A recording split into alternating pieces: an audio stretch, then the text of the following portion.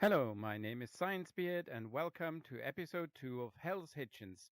I always suspected that the end of days and destruction of society and civilization would be caused by a pandemic. What I wasn't prepared for was that people being asked to use hand sanitizer and wear masks would be the cause. Peter, however, thinks differently. Let's get going.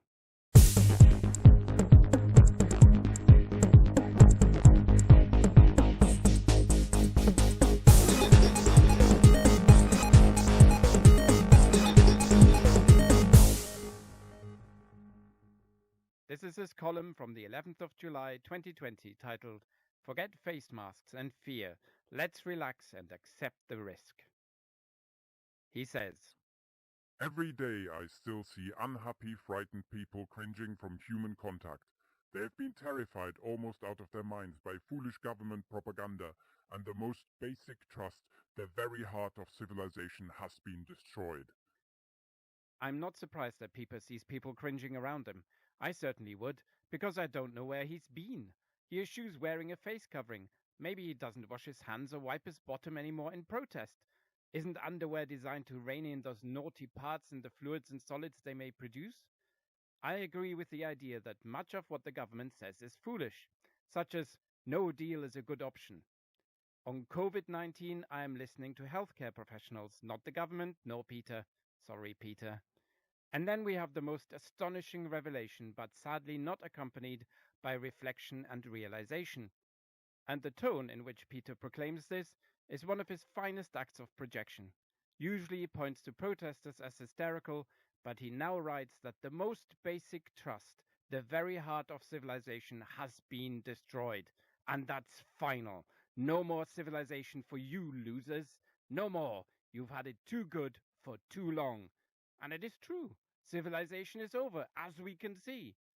I encounter people frightened out of their minds every day.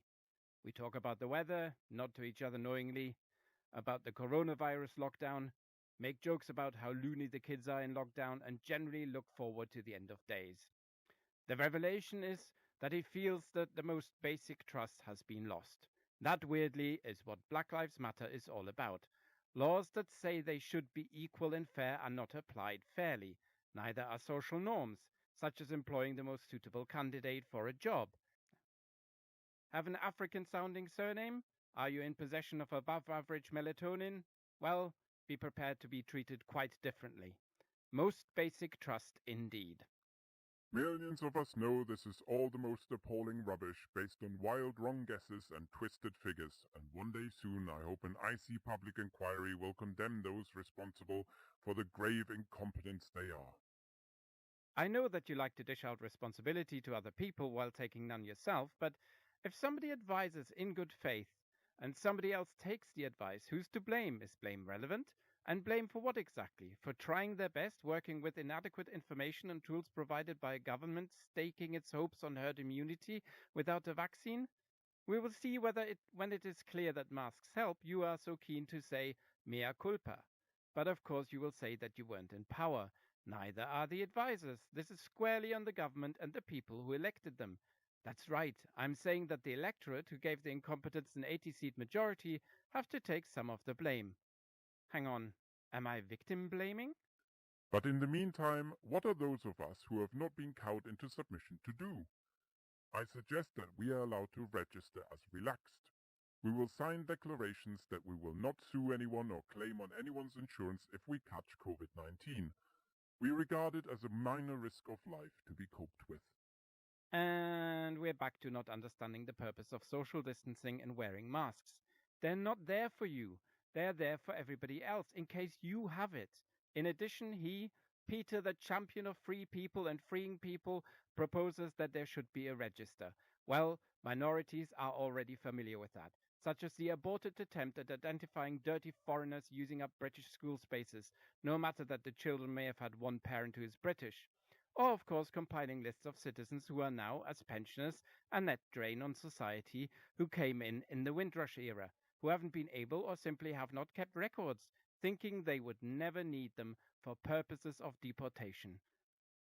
Both efforts almost completely curbed by civil disobedience or protests. In return, employers, shops, pubs, restaurants, churches, swimming pools and transport operators should, if they wish, ask staff if they too are prepared to declare themselves relaxed, or they could recruit new staff who are. Lovely. So free employers from any responsibility and liability while frightening those staff who may be vulnerable with losing their jobs. I've not seen somebody propose an Orwellian language substitution like this since, well, 1984, or the current government. Where this happens, all the footling palaver of visors, muzzles, plastic screens, incessant obsessive use of hand sanitizer and social distancing will be abandoned. I agree, because those precautions will become pointless. The virus will then spread unhindered through the population. Don't worry, Peter, it will do anyway in the absence of a vaccine. These measures, social distancing and face masks, will likely disappear with the availability of a vaccine, in which case I would suggest that those registered, relaxed people should refuse a vaccine, to save public money. But it would be a shame, because these measures could save other people's lives, namely those who are immunocompromised or those who every year catch seasonal influenza. In addition, there are still cases of diarrhea transmitted through those dirty buggers not washing their hands after wiping their bums. Hygiene is a good thing and is, apart from refrigeration, one of the biggest contributors to saving lives versus effort. More hygiene is therefore not a bad thing. We don't live in a world where microorganisms don't evolve. Better hygiene is a good thing. Sure, there will be some more stringent requirements for a bit, but soon we will find a new normal where people in front of me don't touch every single piece of fruit or loaf of bread in the supermarket. That would be nice. Trains can have special relaxed carriages where refreshments are served and baleful, doom-laden announcements are turned off. The upper decks of buses will be relaxed, or perhaps one entire bus in three, till we see what the take-up is. Airlines can offer entire relaxed flights. Everyone else can carry on, shrouded in gowns like the staff of a mortuary, muzzled in face nappies, hiding from each other on footpaths and in doorways. If this appeals to you as a way of life, if you think it is a proportionate reaction to the COVID-19 virus, please carry on behaving in this fashion. I have no desire to stop you or interfere with your strange habits. But that is the point.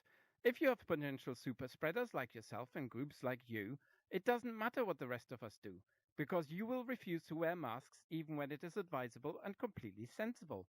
But here we see his privilege at its clearest. I'm not dirty, you are.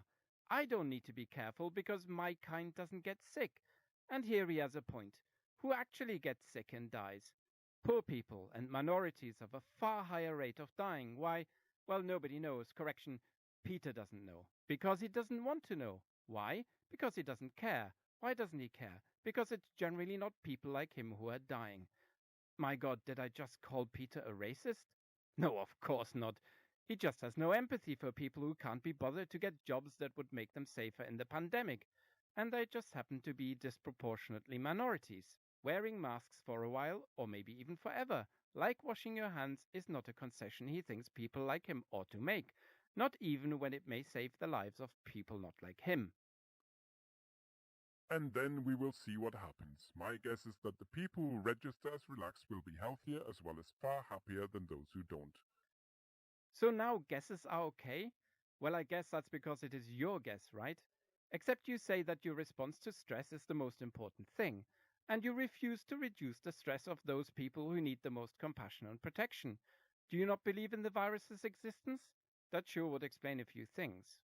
Since the only other way for this madness to end is for Mr. Johnson to admit he made a terrible mistake, which is hardly likely, I offer this as a serious, if slow, route out of our dangerous and damaging national madness. Boris keeps making them. But this isn't a national pandemic. The clue is in the word. Every country has its own madness, as you call it. And I know that lives don't matter to you. You're an exceptionalist. Somehow you think that the UK population, and more precisely people like you, are somehow okay ignoring the pandemic. And exceptionalism is a form of racism. But I'm not calling Peter a racist, of course not. In return for it, even I am prepared to submit to tracking and tracing while the experiment lasts. And then he says, An invented tale to twist your mind. Some weeks ago, I warned that the BBC would soon unleash a nasty bit of propaganda posing as drama. Well, authors writing fiction expressing their own opinions can't be classed as propaganda now, can it? Because you, as a free thinker, ready for a fight, any fight, even those not worth fighting, can't possibly need a safe space, right? In fact, when the enemies of our once free and once happy society want to twist an issue, this is their favorite method. Even the once bland "call the midwife" has been hijacked for this purpose, oozing pro-abortion bias. Ah, well, Peter, you disappoint me. Don't do that again, please. Once happy because you can't be bothered to think that there are people not like you. And why would you, as a free thinker who advocates that people should do as they please, be against women opting for abortions? Just relax about it, Peter. In the next few paragraphs, he strawmans some more fictional accounts and talks about a court case which didn't happen. I'm not going to read this out for you. You can read it yourself. But he turns a bit Trumpian. If you go looking for positive cases, you will find them. Yeah, that's sort of the point. So that people can be responsible and if they test negative, unafraid. I'm not even going to talk at length about the research and method development arising out of testing data, which improves the ability of experts to forecast the spread and appropriate measures to slow it down. Seek, and ye shall find, as the Bible says. Or as we say in critical thinking, avoid confirmation bias, so pretty much the opposite.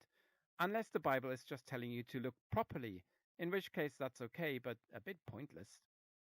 A few weeks ago, at the height of the virus panic, I gave blood, as I often do, without any great fuss and with no need to wear a muzzle.